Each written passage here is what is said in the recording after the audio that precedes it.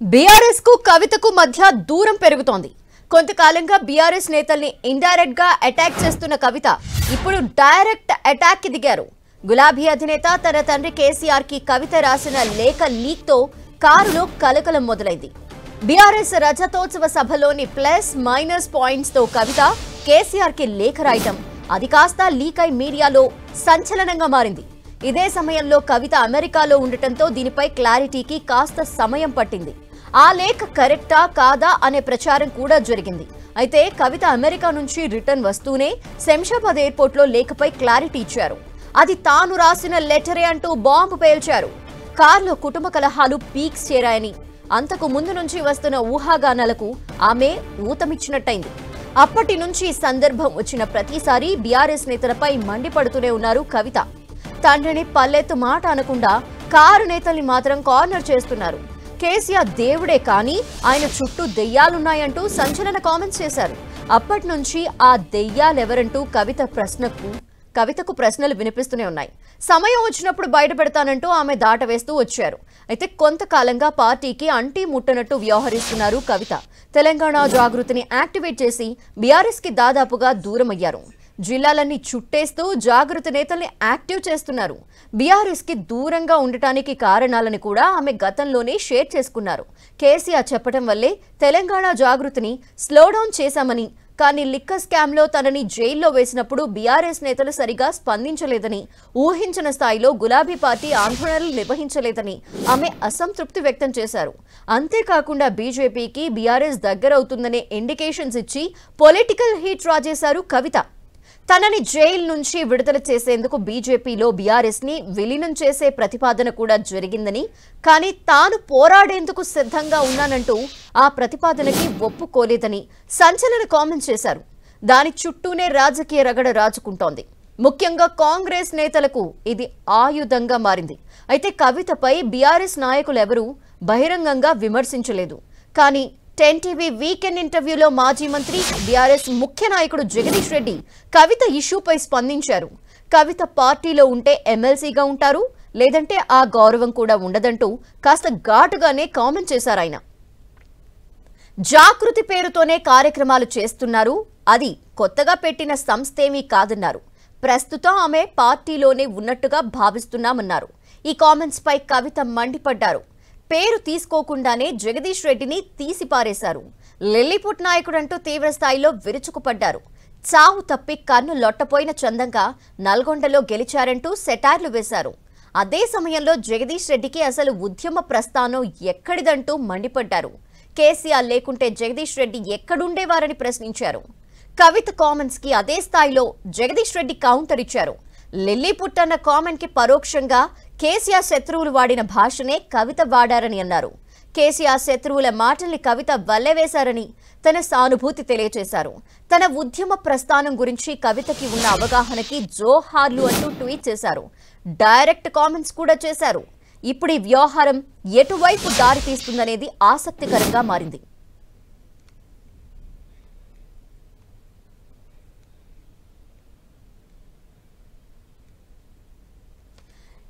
కవిత జగదీష్ రెడ్డి ఇష్యూకి సంబంధించి మరిన్ని డీటెయిల్స్ మా ప్రతినిధి కరుణాకర్ అందిస్తారు. కరుణాకర్, ఒకరినొకరు డైరెక్ట్ గానే అనుకుంటున్నారు, మాటల అస్త్రాలు సంధించుకుంటున్న నేపథ్యంలో ఏంటి టాక్ ఇప్పుడు? బీఆర్ఎస్ పార్టీ వరకు సంబంధించినంత వరకు కవిత వ్యవహారం అంతకంతకు సీరియస్ అవుతుందని చెప్పవచ్చు. ఈరోజు కవిత బీఆర్ఎస్ పార్టీకి సంబంధించిన మాజీ మంత్రి, ప్రస్తుతం సూర్యాపేట ఎమ్మెల్యే జగదీష్ రెడ్డిని ఉద్దేశించి కవిత చేసిన వ్యాఖ్యలు ఇటు బీఆర్ఎస్ పార్టీతో పాటు రాజకీయ వర్గాల్లో కొంత ఆసక్తి రేపుతున్న పరిస్థితిని మనం చూస్తున్నాం. జగదీష్ రెడ్డి 3-4 రోజుల క్రితం పలు మీడియా సంస్థలతో మాట్లాడుతూ ఆయన కొన్ని కీలక వ్యాఖ్యలు చేశారు. కవిత అంశం అసలు బీఆర్ఎస్ పార్టీలో కేసీఆర్తో పాటు బీఆర్ఎస్ పార్టీలో అసలు చర్చ జరగట్లేదు, కవిత అంశాన్ని మేము పెద్దగా పట్టించుకోవట్లేదు, ఆమె బీఆర్ఎస్ పార్టీలో ఒక ఎమ్మెల్సీ మాత్రమే అన్న విధంగా జగదీశ్వర్ రెడ్డి వ్యాఖ్యలు చేశారు. ఈరోజు జగదీశ్వర్ రెడ్డి వ్యాఖ్యలపై ఎమ్మెల్సీ కవిత కొంత సీరియస్గా మాట్లాడిన పరిస్థితిని మనం చూస్తున్నాం. నేరుగా జగదీశ్వర్ రెడ్డితో పాటు మాజీ మంత్రి సబితా ఇంద్రారెడ్డి కుటుంబాన్ని, దాంతోపాటు బీఆర్ఎస్ పార్టీ కీలక నేతలను కూడా ఆమె టార్గెట్ చేస్తూ ఈరోజు కీలక వ్యాఖ్యలు చేసిన పరిస్థితిని మనం చూస్తున్నాం. అందులో ప్రధానంగా ఖచ్చితంగా మాజీ మంత్రి జగదీష్ రెడ్డిని లిల్లీపుట్టు నాయకుడు అంటూ ఆయన పరోక్షంగా ఆయనపై పెద్ద ఎత్తున సెటైర్లు వేశారు కవిత.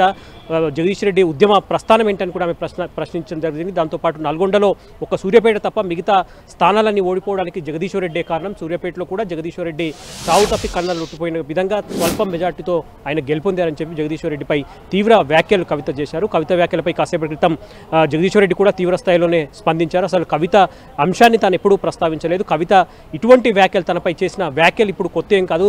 గతంలో బీఆర్ఎస్ పార్టీ ప్రత్యర్థులు కావచ్చు, లేకపోతే తన ప్రత్యర్థులు కేసీఆర్ ప్రత్యర్థులు కావచ్చు, రేవంత్ రెడ్డి లాంటి వాళ్ళు ఇటువంటి కవిత ఈరోజు ఉపయోగించిన లిల్లీపుట్ లాంటి పదాలు వాళ్ళు వాడారు. అప్పుడు కవిత కూడా వాళ్ళని అనుసరిస్తూ వాళ్ళని అనుకరిస్తూ అటువంటి పదాలు వాడింది. అందులో కొత్త ఏం లేదని చెప్పి కూడా జగదీశ్వర్ రెడ్డి ధీటుగా సమాధానం చెప్పిన పరిస్థితిని మనం చూస్తున్నాం. కాబట్టి మొత్తం మీద కవిత ఇష్యూ మాత్రం బీఆర్ఎస్ పార్టీలో కొంత సీరియస్గా అవుతుంది. ఎందుకంటే జగదీశ్వర్ రెడ్డి కావచ్చు, కేటీఆర్ హరీష్ రావు కావచ్చు, రెగ్యులర్గా ఈ మధ్య కాలంలో ఫామ్ హౌస్కి వెళ్ళి కేటీఆర్తో భేటీ అవుతున్నారు. ఈ సందర్భంగా పలు అంశాలు చర్చకు వస్తున్నట్టు తెలుస్తుంది. అందులో భాగంగా కవిత అంశం కూడా చాలా కీలకంగా వీళ్ళు చర్చిస్తున్నట్టు తెలుస్తుంది. ఎందుకంటే కవిత పార్టీకి భిన్నంగా, పార్టీకి వ్యతిరేకంగా చాలా కీలక కార్యక్రమాలు చేస్తుంది. పార్టీతో సంబంధం లేకుండా ఎప్పటికప్పుడు కార్యక్రమాలు చేస్తుంది. అందులో కొన్ని పార్టీకి కవిత చేసే కార్యక్రమాలు బీఆర్ఎస్ పార్టీకి ఇబ్బందికరంగా కూడా తయారవుతున్న పరిస్థితిని మనం చూస్తున్నాం. ఇటువంటి నేపథ్యంలో ఇలాగే ఉపేక్షిస్తే మాత్రం ఇది పార్టీకి క్యాడర్ను కన్ఫ్యూజన్లో పడే అవకాశం కనిపిస్తుంది.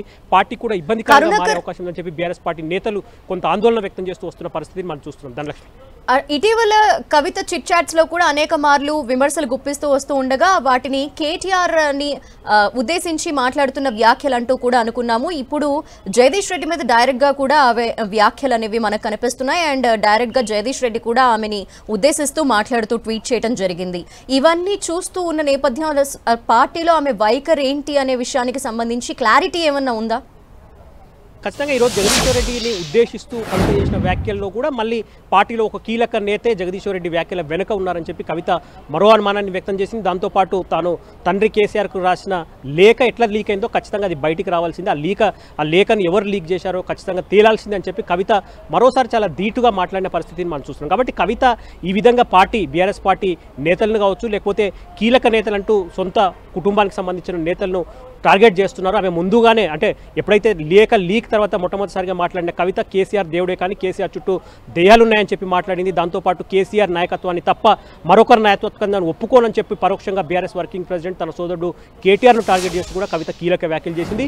ఈ రోజు కూడా జగదీశ్వర్ రెడ్డి వెనక కీలక నేత ఉన్నాడని చెప్పి మళ్ళీ కీలక నేత అంటూ కుటుంబ సభ్యులే టార్గెట్ చేసినట్టు కనిపిస్తుంది. కాబట్టి కవిత ఎవరిని సూటిగా టార్గెట్ చేస్తుంది, అది కేటీఆర్న హరీష్ రావు అన్న చర్చ మాత్రం బీఆర్ఎస్ పార్టీలో చర్చ జరుగుతుంది. ఇటువంటి సమయంలో ఇప్పుడు అన్ని వరుసగా ఎన్నికలు వస్తున్నాయి. కవిత రేపటి నుంచి బీసీ రిజర్వేషన్లకు సంబంధించి ఇందిరా పార్క్ దగ్గర నిరాహార దీక్ష చేపట్టబోతోంది. ఇటువంటి సమయంలో అసలు ఏం జరగబోతుంది, పార్టీలో ఇదే కంటిన్యూ అవుతాయి. కవిత పార్టీకి అతీతంగా వేరే కార్యక్రమాలు నిర్వహిస్తూ పార్టీకి ఇబ్బందికరంగా ఇటువంటి కామెంట్ చేస్తే రేపు ఎన్నికల్లో కావచ్చు పార్టీ క్యాడర్ అంతా కన్ఫ్యూజ్ అయ్యే అవకాశం కనిపిస్తుంది. పార్టీ నేతల్లో కూడా కవిత అంశం ఎందుకు కేసీఆర్ ఇంకా చర్చించట్లేదు, కేసీఆర్ ఎందుకు దీనిపై స్పందించట్లేదు, పార్టీ నేతలకు క్యాడర్కు కవిత అంశంలో ఒక క్లారిటీ కేసీఆర్ ఎందుకు ఇవ్వట్లేదు అన్న అనుమానాలు పార్టీలో కూడా కలుగుతున్నాయి. కాబట్టి ఈ ఇష్యూను ఇప్పుడు ఖచ్చితంగా బీఆర్ఎస్ పార్టీ కొంత సీరియస్గా తీసుకునే అవకాశం కనిపిస్తుంది.